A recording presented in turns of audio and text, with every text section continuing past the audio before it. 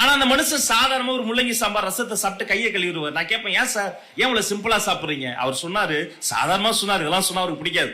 Brother, நீங்க சின்ன வயசுல இருந்து நல்லா ரசிச்சு ருசி எல்லாத்தையும் கடிச்சு கடிச்சு சாப்பிட்டு பழகிருப்பீங்க.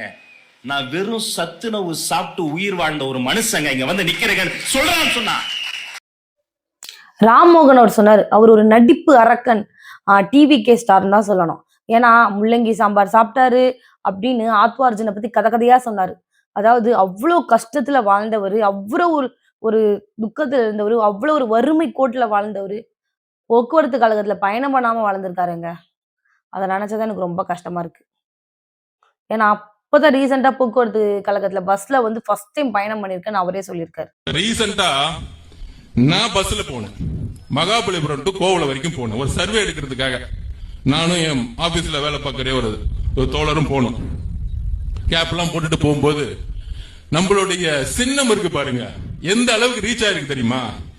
கோவளத்துல இருந்து கரெக்டா 7-8 ஸ்டாப், சாரி மகாபலிபுரத்துல இருந்து கோவளம் வரைக்கும் நான் போயிட்டு இருக்கேன். ஒவ்வொரு தாட்டி கண்டக்டர் விசில் அடிச்சுக்கிட்டே இருக்காரு, ரே ரே போட